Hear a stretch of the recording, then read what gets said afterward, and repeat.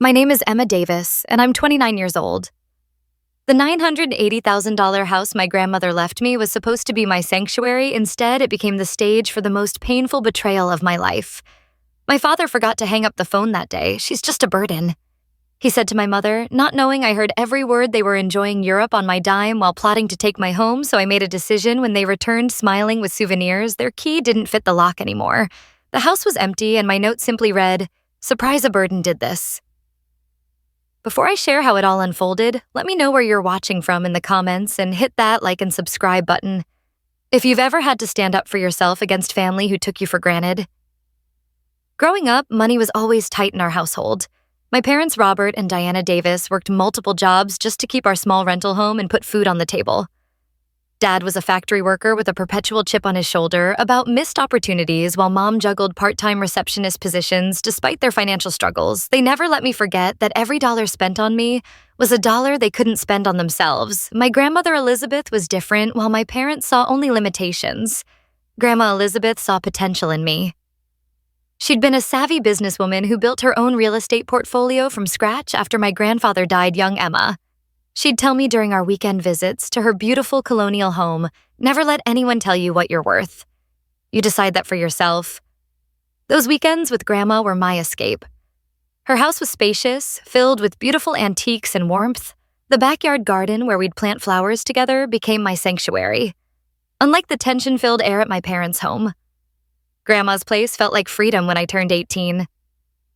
Grandma helped me apply for college scholarships and loans my parents considered higher education, putting on airs and refused to contribute.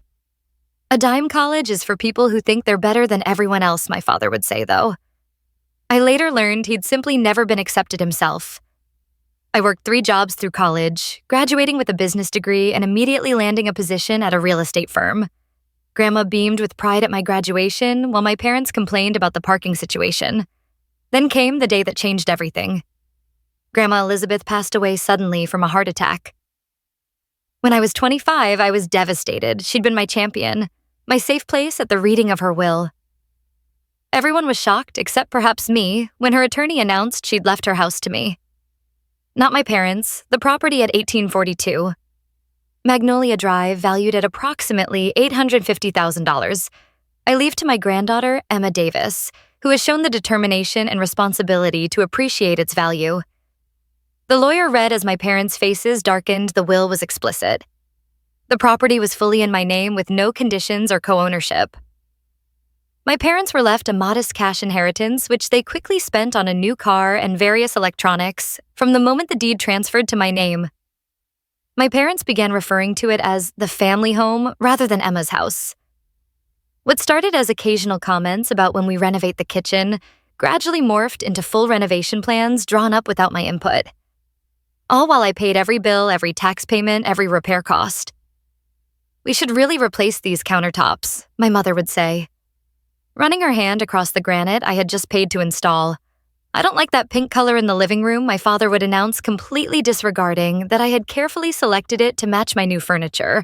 Despite my growing success as a realtor, I was now making a comfortable 6F by figure income. My parents treated me like a teenager, playing house when I would attempt to establish boundaries. Their response was always the same. Family doesn't have boundaries, but somehow those lack of boundaries only worked in one direction.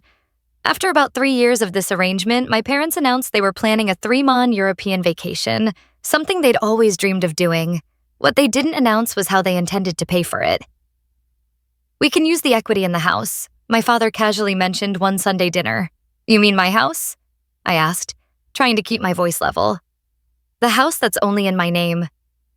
"Don't be selfish, Emma," my mother chimed in. "It's the family home. Your grandmother would have wanted us all to benefit from it." I refused to take out a home equity loan for their vacation, but I did make the mistake of offering to help them with some of the expenses, since I knew they couldn't afford it otherwise before I knew it.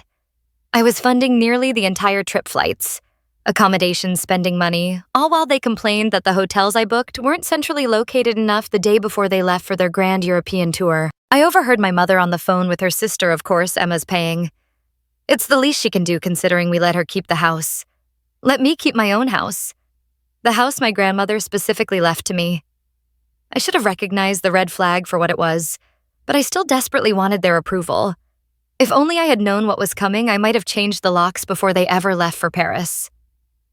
It was a Tuesday afternoon in June when everything changed. My parents had been in Europe for about 6 weeks at that point, currently enjoying Paris. According to their social media posts, I was at home after showing properties all morning when I remembered that the kitchen sink had been leaking before they left since they were returning in just a few weeks. I decided to get it fixed. I needed to ask my father where he had put the warranty information for the faucet he had installed last year, one of the few home improvements he had actually completed himself. I dialed his international number and waited through the series of clicks and beeps that signaled the overseas connection. Hello, my father's voice sounded distant, the connection slightly delayed. Hey, Dad. Quick question about the kitchen faucet warranty. Do you remember where you put the paperwork? It's starting to leak. He sighed heavily into the phone.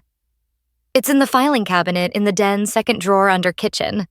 Why can't this wait until we get back because water is currently damaging the cabinet beneath the sink? I explained, trying to keep the irritation from my voice. I just need to call the company and see if it's covered, fine. Fine. Muttered, your mother and I are about to go to dinner. Some nice place near the Eiffel Tower. Sounds great, how's Paris, I asked, trying to be polite despite his attitude. Expensive, he replied curtly. Look, I've got to go. We'll talk later. Okay. Thanks for the information. Enjoy your dinner. I heard some rustling, then what sounded like my father putting the phone in his pocket. He hadn't hung up properly. I was about to end the call from my end when I heard his voice, now muffled, but still audible. Who is that? My mother's voice, just Emma complaining about something in the house again. My father's voice was clearer now, as if he had taken the phone out of his pocket, but still thought the call had ended. What now? My mother sounded annoyed, something about the kitchen sink. I swear all she does is find problems with that house. I should have hung up. I knew I should have hung up, but something kept my finger hovering over the end call button, unable to press it. I don't understand why your mother left her that house in the first place, my mother continued. We're her parents, it should have gone to us. Well, once we're back, we need to have a serious conversation about our retirement. My father said Emma needs to understand that house is our security for the future. I felt my stomach drop. They were planning something. She's been a burden from the start. My father continued, his voice hard and clear. All those years of expenses, college, everything now. She has this valuable property just dropped in her lap, and what she thinks she deserves it. What has she ever done a burden? The word echoed in my head like a gunshot. She's always been selfish, my mother agreed, but she's also easily manipulated. Remember how quickly she agreed to pay for most of this trip? All I had to do was mention family obligation a few times. They laughed together, a synchronized sound I'd heard my whole life, but now seemed sinister. We just need to keep working on her, my father continued eventually. She'll sign the house over to us, or at least add us to the deed. Her weakness is that she still wants our approval. I couldn't breathe. My hand was shaking so badly, I nearly dropped the phone. I managed to fumble with my other cell phone and began recording the conversation. What if she doesn't agree? My mother asked. She will, my father said confidently. Emma's always been desperate for our approval. We just need to make her feel guilty enough. Remind her of all we've sacrificed if that doesn't work. We start talking about nursing homes and medical expenses. Trust me, by this time next year, that house will be in our names. And if worst comes to worst, my mother added, we're living there anyway. Possession is 9/10 of the law. She'd never evict her own parents. They both laughed again. I felt physically ill, speaking of which. My father continued, when we get back, I think we should take the master bedroom. It's ridiculous that she has the largest room when she's hardly ever there because of work. Good idea, my mother replied. We should also talk about that vacation property she's been looking at, complete waste of money. If she has extra cash to spend, she should be helping us more. Exactly, why should we struggle while she's building some real estate empire? She owes us, the conversation continued as they apparently walked to the restaurant discussing various ways to manipulate me into giving them more money, more control, more of my life. I sat frozen in my chair, tears streaming down my face as every illusion I had about my family shattered around me.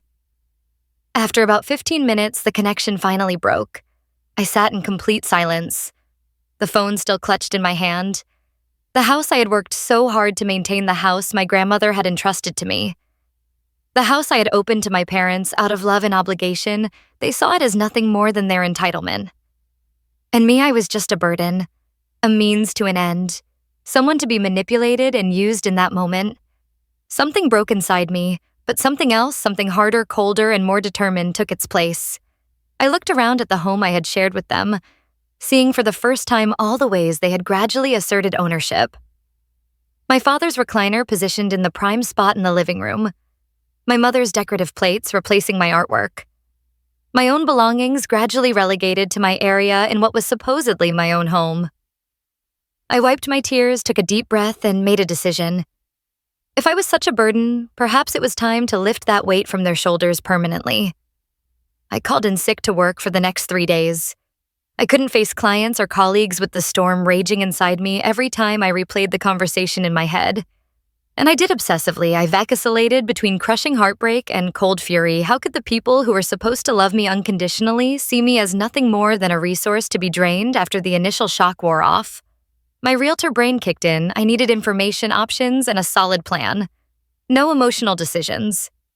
My grandmother hadn't built her success by acting rashly, and neither would I.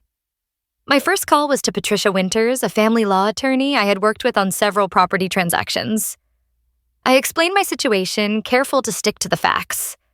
The house is completely in my name, I concluded, but they've been living there for almost 4 years. Do they have any legal claim to it? Patricia was blunt and efficient, which was exactly what I needed based on what you've described. Absolutely not. There's no common law ownership that would apply here. You've maintained the property, paid all expenses, and most importantly, you have clear title. The fact that you allowed your parents to live there doesn't grant them any ownership rights. What about the fact that they're my parents? Does that matter legally? Not in terms of property rights. She assured me, you're an adult. You have no legal obligation to house your parents. The house is yours to sell, rent, or do whatever you please with. I felt a weight lift slightly, at least legally. I was on solid ground. What about their belongings, I asked. That's a bit trickier, Patricia admitted. Legally, you should provide reasonable notice and opportunity for them to collect their personal items. I'd recommend documenting everything carefully and perhaps putting their belongings in storage where they can access them. I took detailed notes and thanked her, my mind already moving to the next step. Next. I contacted my colleague, Marcus Wilson, one of the top-performing realtors in our firm who specialized in quick, discreet sales for divorcing couples and estate liquidations. I need to sell my house quickly, quietly, and for as close to market value as possible. I told him when we met for coffee the next morning. Marcus raised an eyebrow, running from the law. Emma, the weak joke fell flat against my serious expression. Family situation, I said simply. I need this handled with absolute discretion. No public listings if possible, no signs in the yard. No open houses, and I need it done within 6 weeks. Marcus whistled low. That's aggressive. Even in this market, you're looking at taking a hit on the price for that kind of timeline. I understand. What kind of hit are we talking about? We discussed numbers. My grandmother's house had appreciated significantly since I inherited it. Current market value is around $980,000, but for the expedited timeline and private sale, I might need to accept somewhere closer to $900,000. I can live with that, I said. Calculating quickly, how soon can you start showing it? I have a few pre-qualified buyers looking for exactly this type of property. In this neighborhood, I could have private showings set up by next week. Perfect. I'll need the house empty for showings that afternoon. I created a detailed spreadsheet of all the items in the house, categorizing them meticulously: items I had purchased, items my grandmother had left me, items my parents had brought when they moved in, items of questionable ownership for the last category. I was ruthlessly honest. If I couldn't definitively prove something was mine, I put it in my parents' column. I wanted no legal or ethical gray areas that could come back to haunt me later. Next came the logistical planning. I needed a place to live temporarily, movers for my belongings, storage for my parents' possessions, new bank accounts at different institutions, a new phone number, a new email address, a plan for dappering. I found a furnished short-term rental in a city about 2 hours away. I opened new accounts at a bank my parents had never used. I purchased a new phone with a new number. I created a new email address that couldn't be easily guessed. I meticulously gathered all my important documents: birth certificate, social security card, passport, insurance policies, investment accounts, and especially the deed to the house and my grandmother's will, and secured them in a safety deposit box at my new bank. As I worked through my checklist, I occasionally found myself hesitating. Was I overreacting? Then I'd replay the recorded conversation, hearing my father's contemptuous, "She's been a burden from the start," and my resolve would harden again one afternoon while sorting through a box of my grandmother's papers I'd kept. I found a letter she'd written to me, but apparently never sent. It was dated just a month before she died. "My dearest Emma, it began, I want you to know why I've made the decisions I have about my estate. Your parents have always expected things to be handed to them. When they wanted to borrow money for various schemes over the years, I watched them squander every opportunity without learning or growing. But you, my sweet girl, you've worked for everything you have. You understand the value of both money and hard work. I'm leaving you my home because I know you'll honor it, care for it, and use it as a foundation to build your own success, not as a crutch to avoid responsibility. Never doubt that you deserve every good thing that comes to you. I'm so proud of the woman you've become." Tears streamed down my face as I read her words. It was as if she had somehow foreseen exactly what would happen and was reaching across time to strengthen my resolve. The next day, I contacted a moving company and scheduled them for the following week. I arranged for a storage unit in my parents' names, paid 6 months in advance, and made sure the information would be mailed to them every night. I updated my planning document, crossing off completed tasks and adding new details as they occurred to me. I was operating with cold efficiency during the day.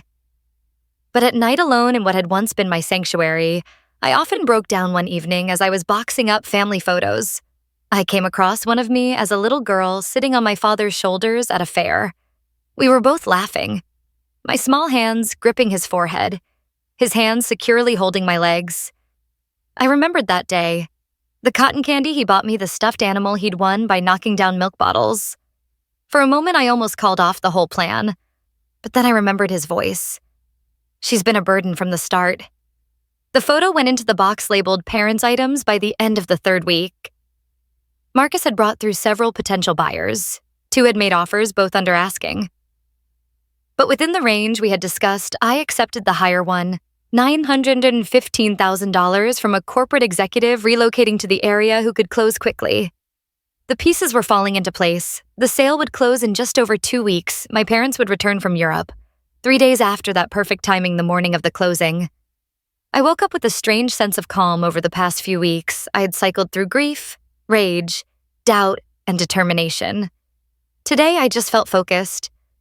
I dressed carefully in a crisp blue suit, professional confident. The armor I needed for what would be one of the most significant days of my life. The closing was scheduled for 10 a.m. at the title company's office. I arrived at 9:45 carrying a slim portfolio containing the few remaining documents I needed. Marcus was already there, chatting with the title agent. He gave me an encouraging smile as I approached, ready for this. He asked quietly. I nodded, more than ready. The buyers arrived precisely at 10 o'clock. Richard Thompson, the executive, and his wife, Catherine. They seemed pleasant enough, excited about the house and the neighborhood under different circumstances. I might have shared stories about the property. The beautiful magnolia tree my grandmother had planted, the way the light hit the kitchen in the morning. Today, I just wanted to get through the paperwork. The process was surprisingly anticlimactic. Sign here. Initial there. Sign again with each signature. I was simultaneously severing a tie and securing my freedom when the title agent finally slid the check across the table, $19,500, minus the remaining mortgage and closing costs. I felt nothing but relief. Congratulations, the agent said, shaking hands all around. Best of luck to all of you outside in the parking lot. Marcus caught up with me. You okay? He asked, genuine concern in his eyes.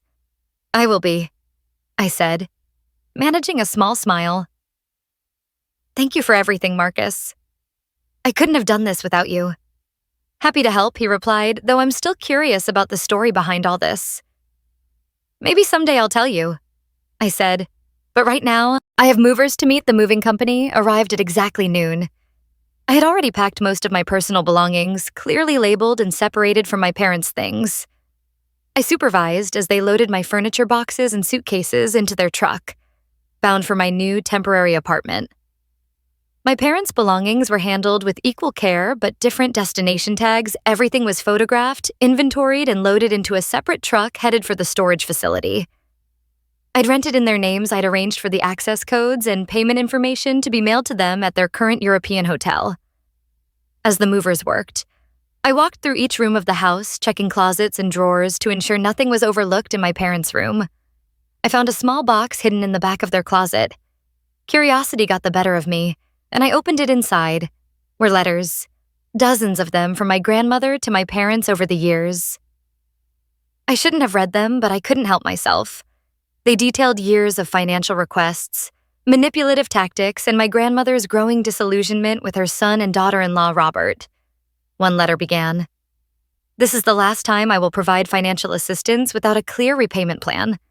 Your constant requests are straining our relationship, and I worry about the example you're setting for Emma." Another dated just a year before her death. "I'm deeply concerned about your expectation that my home will someday be yours. I've worked hard for everything I have, and I intend to leave my assets to those who will respect and preserve them. I suggest you begin making your own retirement plans that don't involve my property." I carefully replaced the letters in the box and added it to the items for storage. But I felt a renewed connection to my grandmother and her decision to leave me the house she had seen through my parents long before I had. By late afternoon, both trucks were loaded and gone. I stood in the empty house, my footsteps echoing on the hardwood floors, without furniture, without photos, without the accumulated evidence of lives lived within these walls. It was just a structure again, beautiful, valuable, but no longer mine. I walked through each room one final time, in the kitchen where I'd baked cookies with my grandmother, in the living room where we'd watched old movies together, in the garden where she taught me the names of flowers and how to nurture growing things. "I hope you understand," I whispered, not sure if I was addressing my grandmother or the house itself. Finally, I placed the note I'd written on the granite countertop in the kitchen where it would be impossible to miss surprise. A burden did this? I took one last look around, then walked out the front door, locking it behind me. I dropped the keys through the mail slot, got into my car, and drove away without looking back as I merged onto the highway heading toward my new temporary home. I felt something unexpected: freedom. For perhaps the first time in my life, I was making a decision completely for myself, unburdened by familial obligation or the desperate need for approval. The burden had been lifted not from my parents, but from me. My temporary apartment was nothing special. A furnished one-bedroom in a modern complex with amenities I'd probably never use, but it was mine with no history, no expectations, and most importantly, no one telling me I didn't deserve to be there. The first few days passed in a blur of practical tasks. I unpacked the essentials, set up my new laptop with enhanced security measures, and contacted my office to let them know I was taking a 2-week vacation, effective immediately. I didn't provide details, just that I needed personal time by the end of the first week. I had established a routine of sorts: morning coffee on the small balcony overlooking a man-made pond, afternoons spent researching potential places to relocate permanently, evenings filled with takeout food and mindless television. To quiet my thoughts, I checked my old email and voicemail exactly once a day, never responding. There was nothing from my parents yet. They were still enjoying the final days of their European adventure, completely unaware that their lives were about to change dramatically. My phone pinged with a text from an unknown number. My heart jumped before I realized it was just a delivery notification. Still, it made me aware of the constant state of tension I was living in, waiting for the inevitable explosion. When my parents returned home to distract myself, I reached out to Megan Lancaster, a college friend I'd lost touch with, largely because my parents had never approved of her wild lifestyle, which consisted mainly of dating occasionally and enjoying concerts. "Emma Davis, is that really you?" she exclaimed when I called. "It's been, 3 years, something like that," I admitted. "I've been preoccupied. Let me guess." Still trying to please the unpleasable parents, her directness made me laugh for what felt like the first time in weeks, actually. "I'm calling because I finally stopped trying. We met for dinner that night at a restaurant halfway between our locations over pasta and wine. I told her everything: the inheritance, the overheard conversation, the house sale, my disappearing act. "Holy Emma," she said when I finished, "that's simultaneously the most terrible and most badass thing I've ever heard. I'm still not sure if I did the right thing, I admitted. Are you kidding me? They were planning to manipulate you out of your house. A house your grandmother specifically left to you. They called you a burden while living in your home rentray and having you pay for their European vacation. If anything, you were too nice with the whole storage unit arrangement. Her validation loosened something tight in my chest. Maybe I wasn't overreacting. Maybe this was the appropriate response to years of manipulation the next day. I scheduled an appointment with a therapist, Dr. Sarah Palmer, specialized in family trauma, and had an opening the following week. It was time to address not just the recent betrayal, but the lifetime of conditional love that had preceded it. 10 days after the house closing, my old phone exploded with notifications, texts, voicemails, emails, all from my parents. They had returned from Europe and discovered the truth. The first voicemail. Emma, what the hell is going on? We just got home and our key doesn't work. Call us immediately. My father's voice was more annoyed than concerned. The second. An hour later, Emma Marie Davis. This is not funny. Where are you? Why is the house empty? Call us right now. Now. He sounded angry. The third from my mother. Emma, sweetie. We're very worried about you. Please call us as soon as you get this. We just want to know you're safe. Her voice dripped with the manufactured concern she'd perfected over the years. The texts escalated similarly from confusion to demands to threats to fake worry. The final voicemail left at nearly midnight. We found your note. I don't know what you think you heard, but you've made a terrible mistake. This is our home too. You had no right to sell it. We're consulting an attorney first thing tomorrow. You've really done it this time. Emma, I saved all the messages but responded to none of them. Let them consult any attorney. They wanted the house had been mine to sell. True to their word, they showed up at my real estate office the next morning, causing exactly the scene I'd anticipated. My colleague Jamie texted me. Your parents are here raising hell. Boss told them you're on vacation and showed them the door when they wouldn't leave. Everything okay? I responded with a simple family drama. I'll explain when I get back. Thanks for the heads up. Later that day, my boss called directly. Emma, I don't know what's going on with your family, but they made some pretty serious accusations today. Something about you selling their house illegally. I took a deep breath. It wasn't their house. It was mine. Left to me by my grandmother. I've been letting them live there, but I recently discovered they were planning to manipulate me into signing it over to them. So, yes, I sold my house, which was fully within my legal rights. I'm sorry they brought this drama to the office. There was a pause before she responded. I see. Well, they've been banned from the premises. Take whatever time you need and let me know if there's anything we can do. Her simple acceptance was another weight lifted. I'd been worried about the professional fallout, but it seemed I had more support than I'd realized over the next few days. My parents tried every avenue they could think of to reach me. They contacted mutual acquaintances, distant relatives, even my college alumni association. Each attempt further justified my decision to cut ties. 2 weeks after their return, they somehow obtained my new email address, likely from a well-meaning but naive former neighbor, and sent a lengthy message laying out their version of events according to them. I had misunderstood a private conversation, overreacted dramatically, and betrayed my family in the most hurtful way possible. They were willing to forgive me if I would make things right by using the proceeds from the house sale to buy a new property that we could all live in together. The audacity was almost impressive. Even now, they were still trying to manipulate me. I didn't respond.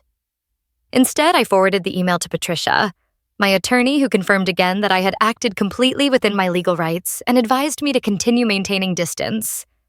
As the weeks passed, I gradually began rebuilding my life. I returned to work, threw myself into my real estate business, and continued weekly therapy sessions. I found a lovely condo to purchase in my new city, smaller than my grandmother's house, but completely mine in every way that mattered. One evening, as I was arranging books on my new shelves, I came across an old photo album I hadn't opened in years. Inside were pictures of family vacations, holiday gatherings, birthday celebrations, moments that had once seemed happy, but now felt hollow, knowing what lay beneath the smiling facades. I closed the album and put it away in a closet. Perhaps someday I'd be ready to look at those memories again, but not yet. For now, I was focused on creating new memories, ones not tainted by manipulation and conditional love. The burden I'd carried all my life, The desperate need to earn my parents' approval was finally lifted, and I was lighter than I'd ever been. I managed to avoid my parents for nearly 3 months. I changed my routines, shopped at different stores, and became hypervigilant about my surroundings, but I knew a confrontation was inevitable. What I didn't expect was how it would happen. Rachel Chin, my former neighbor, called me on a Tuesday afternoon, Emma. I thought you should know your parents are back at the house. My heart raced. What do you mean at the house? It's not their house anymore. I know that, Rachel said, but they're parked outside right now, just sitting in their car staring at it. The new owners are away on business, so I don't think they know yet. I just thought you might want to know. I thanked her and immediately called Richard Thompson, the new owner, to warn him he was concerned, but grateful for the heads up, and said he'd alert his security company later that evening. My phone rang with an unfamiliar number against my better judgment. I answered, Emma. It was my father's voice, tight with controlled anger. We need to meet tomorrow, the coffee shop on Maple Street at 10 a.m. If you don't show up, we're going to your office again, and this time we won't leave quietly. Before I could respond, he hung up. I called Patricia immediately. They're threatening to make a scene at my workplace if I don't meet with them. You don't have to meet them at all. She reminded me we could get a restraining order based on these threats. I considered this option, but ultimately decided against it. No, I think I need to face them, but I want it on my terms, not theirs. The next morning, I arrived at the Daily Grind, a popular coffee shop downtown, at precisely 10:15 a.m., late enough to make a point, but not so late they'd leave. I'd chosen this location because it was public, always busy, and the owner was a client of mine who I knew would have my back if things got ugly. I spotted my parents immediately sitting at a corner table. My mother's face was drawn, her normally perfectly styled hair looking somewhat neglected. My father's jaw was set in that familiar rigid line that had always signaled dangerous waters ahead. I approached their table, calmly dressed in my most professional outfit. Another suit of armor. Robert, Diana. I greeted them deliberately, using their first names instead of Mom and Dad. My mother flinched. My father's face darkened further. Sit down, he commanded. I'm not here to take orders. I replied evenly. I agreed to meet you because I thought it might be time to clear the air, but this conversation happens on equal terms or not at all. I sat down across from them, placing my phone conspicuously on the table between us. Is that really necessary? My mother asked, gesturing to the phone. Given our history. Yes, I said. I record all important business meetings. Now, we're your parents. Not a business meeting. My father snapped, and yet you threatened my workplace. If I didn't comply with your demands, that sounds more like extortion than parenting. My directness caught them off guard. They were used to me backing down, accommodating, seeking peace at any cost. What you did was unforgivable. My father finally said, You stole our home. It was never your home. I replied, It was my home, which I generously allowed you to live in a fact you apparently considered a burden. My mother's eyes widened. What are you talking about? I pressed play on my phone, and their own voices filled the space between us. She's been a burden from the start. All those years of expenses college, everything now she has this valuable property, just dropped in her lap and what she thinks she deserves it. What has she ever done? I stopped the recording and looked up to find my mother pale and my father flushed with anger. You recorded us privately? That's illegal, he sputtered. Actually, it's not illegal to record a conversation that you're part of, which I was since you called me, and then failed to hang up properly, but that's beside the point. The point is that I finally heard what you really think of me. You misunderstood, my mother interjected quickly. We were tired, stressed about money while on an expensive European vacation that I paid for. I interrupted. Please don't insult my intelligence by lying to me again. So you sold the house out from under us, my father demanded, left us homeless as some sort of revenge. I sold my house because I finally realized it would never truly be mine. As long as you were in it and you're not homeless, you have the money Grandma left you. Oh, wait. You spent that on a new car instead of securing your own housing. My father leaned forward, his voice dropping to a threatening whisper.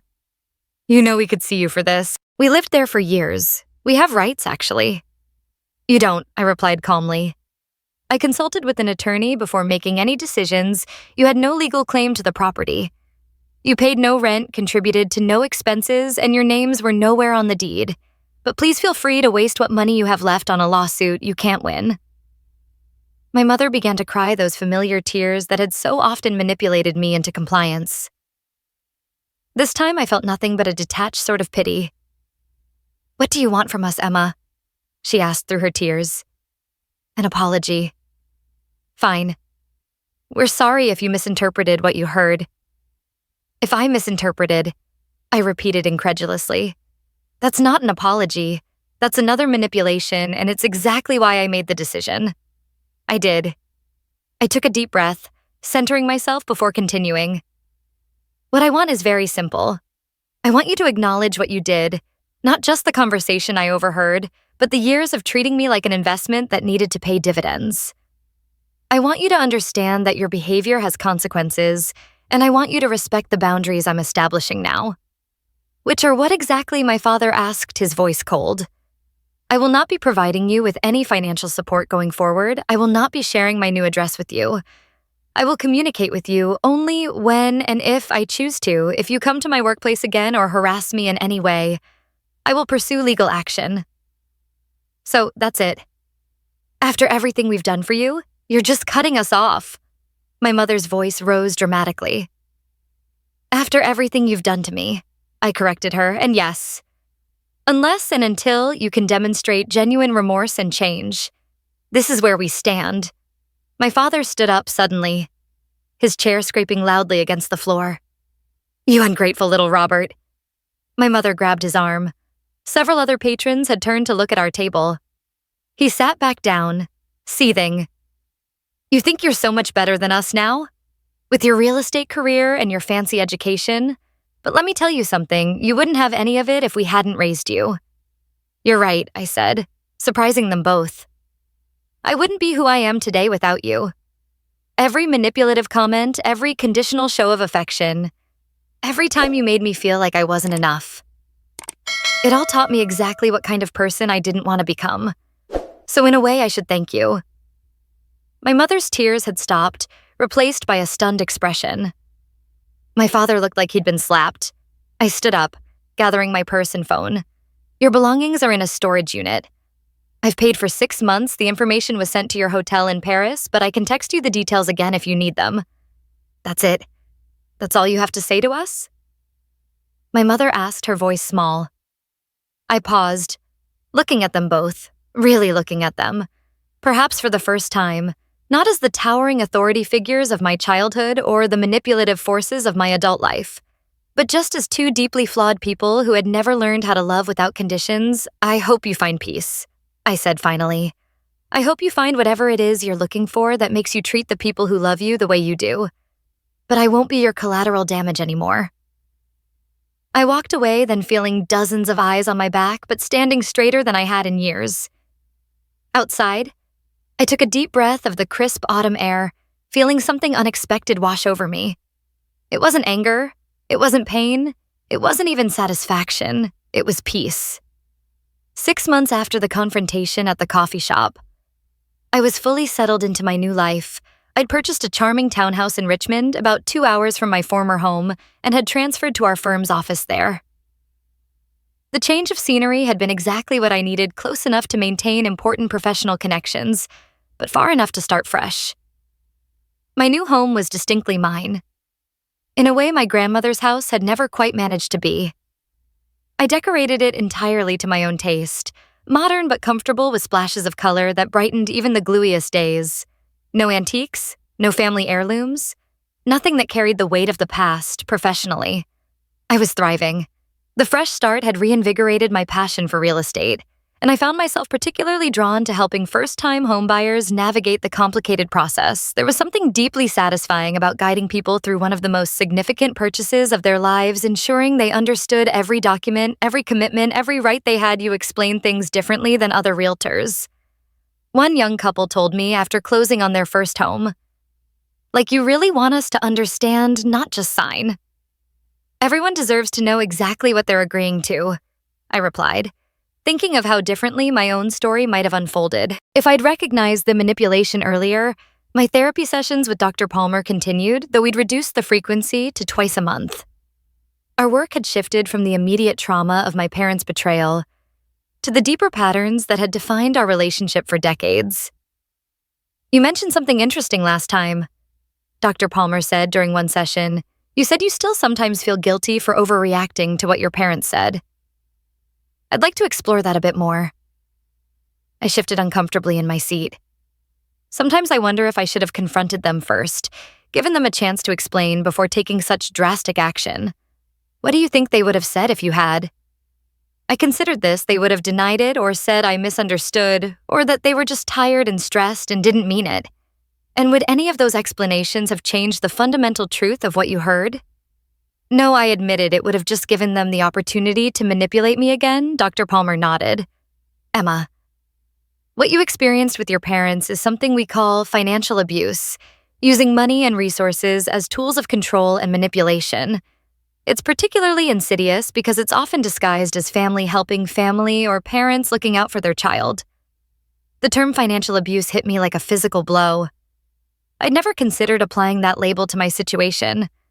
But as soon as she said it, I recognized its truth, the way they planned to pressure you into signing over your home, the way they manipulated you into paying for their vacation, even the way they made you feel guilty about your grandmother leaving you the house. "These are all forms of financial abuse," she continued, "and like any form of abuse, the appropriate response is to protect yourself." Which is exactly what you did. Something shifted inside me that day. A final piece of lingering guilt dissolved, replaced by clarity. After that session, I began researching financial abuse in earnest. I was startled to discover how common it was, particularly within families, and how few resources existed to help people recognize and address it. An idea began to form, one that grew stronger with each article I read and each personal story I encountered online. 2 weeks later, I approached my boss with a proposal.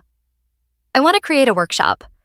I explained something for first-time home buyers, especially women, about recognizing and preventing financial manipulation in major purchases. My boss, Vanessa Martinez, listened thoughtfully as I outlined my concept. "This isn't just about real estate transactions," I concluded. "It's about empowering people to make financial decisions without manipulation or pressure, whether from family members, partners, or even unethical professionals." "I think it's brilliant," Vanessa said when I finished and timely. "We've all seen clients pressured into decisions they later regret. If we can position ourselves as the agency that truly educates and advocates for clients' financial autonomy, that's a powerful market." Differentiation with her blessing.